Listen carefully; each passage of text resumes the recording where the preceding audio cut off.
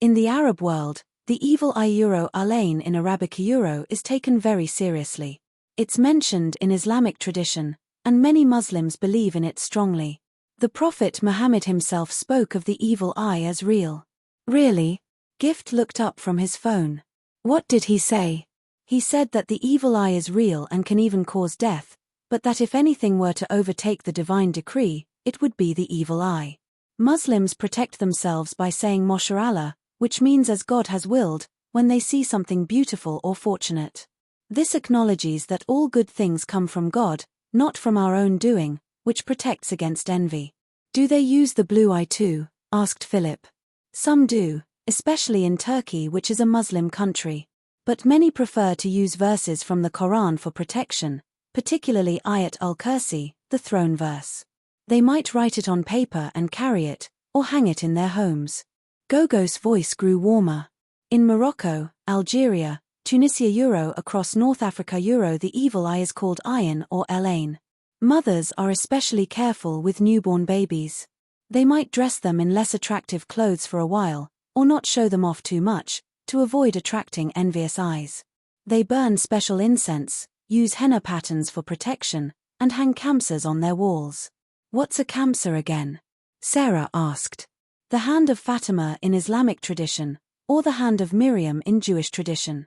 5 fingers, often with an eye in the center. It's one of the most powerful symbols against the evil eye in the Middle East and North Africa. Part 4, Across Asia. Now let's travel further east, Gogo said, her voice carrying them across continents. In India, Pakistan, and Bangladesh, the evil eye is called Nazar or Buri Nazar, which means bad sight. Rachel perked up. That's what Mrs. Patel speaks. Hindi. Yes, precious. Mrs. Patel, like millions of others in South Asia, grew up with these beliefs. In India, you'll see black dots drawn on babies' cheeks with kola not for beauty, but to make them less perfect, less likely to attract jealous eyes. They make babies ugly on purpose. Philip couldn't believe it. Gogo chuckled. Not ugly, my boy. Just less obviously perfect. Indian mothers also hang strings of black beads, green chilies, and lemons over doorways. They wave their hands around a child's head and then snap their fingers, or crack their knuckles, to break the curse. Sometimes they put a small black thread or beads on a child's wrist or ankle. Faith was taking notes now. This is fascinating. It's like every culture has the same fear but different solutions. Exactly right, Mfukulu. You're beginning to understand. In Pakistan, they'll burn special seeds called asfand to create smoke that removes the evil eye. The smoke and the popping sound as the seeds burn are meant to break the curse.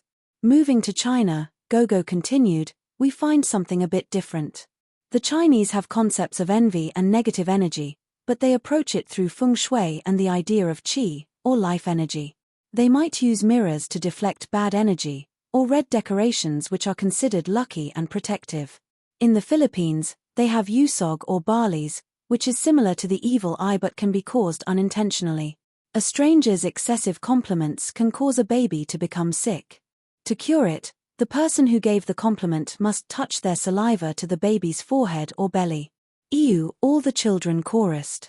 Different cultures, different remedies, Gogo said with a grin. In Thailand, they have similar beliefs about jealous looks and praise attracting bad spirits. Thai parents might give their children unattractive nicknames to keep them safe from envious attention. Part 5, Africa and its wisdom. Gogo Grace's face grew more animated. This was closer to home, closer to her heart.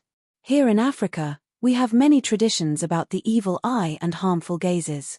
In Ethiopia, they call it Buddha and fear it greatly.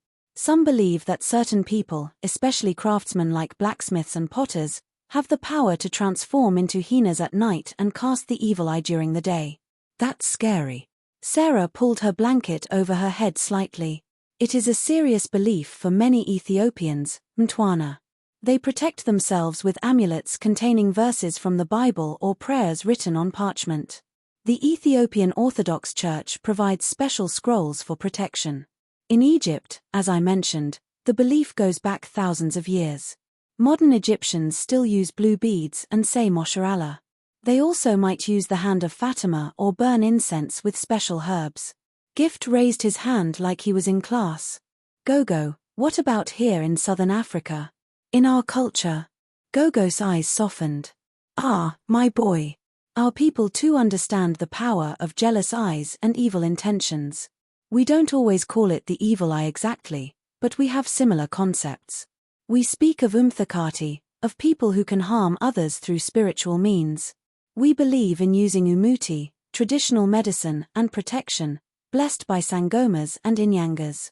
My friend Boitumalo's grandmother makes her wear a special bracelet, Faith said. Is that the same thing? Very likely, child. Many of our people wear traditional protective items, special beads, strings, small pouches with herbs and roots. These serve the same purpose as the nozo or the hamsa, protection against those who might wish us harm or envy our good fortune. In West Africa, Gogo continued, in countries like Nigeria and Ghana, there are strong beliefs about evil eye and negative spiritual attacks. They use various protections, special soaps, spiritual baths, amulets, prayers, and consultations with traditional healers. The Zulu people speak of umoya omubia bad spirits or bad air. The Xhosa have similar concepts. The Sotho, the Swana, the Swazi all our peoples have understood that envy and ill will can manifest as harm, and that we must protect ourselves spiritually. Part 6. Across Latin America. Let me take you now across the Atlantic Ocean to Latin America, Gogo said, her voice carrying the rhythm of waves. There, the Spanish and Portuguese colonizers brought their beliefs in mal de ojo the evil eye. But these beliefs mixed with indigenous traditions and African beliefs brought by enslaved people, creating something unique.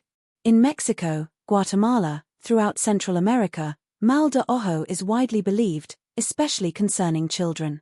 A child who is repeatedly complimented, especially on their beauty, might suffer from fever, crying, vomiting, or restless sleep. How do they fix it? Asked Rachel, still comfortable on Gogo's lap. They perform a ritual called a limpia, a spiritual cleansing. A curandero or curandera, a traditional healer, might sweep an egg over the child's body while praying. Then they crack the egg into a glass of water and read the pattern to see if mal de ojo was indeed the problem. An egg. Philip's scientific mind was intrigued. Yes, an egg. The egg is believed to absorb the negative energy. If the egg white looks cloudy or forms an eye shape in the water, it confirms the evil eye. They also use branches of rue, a herb, to brush over the person, or they might tie a red string around the wrist. In Brazil, they call it olho gordo, the fat eye, or mal olhado, the evil look. Brazilians use similar protections, red strings, prayer, and the figure a closed fist with the thumb between the index and middle finger. They also say tra with tilde s vezes deus 3 temesi 3 times God when complimenting someone, to protect them. Throughout the Caribbean, Gogo went on, in Cuba, Puerto Rico, Dominican Republic, you find these beliefs mixed with Santeria, Vodou, and other Afro-Caribbean traditions. They use azabache, a black stone, pinned to babies' clothes.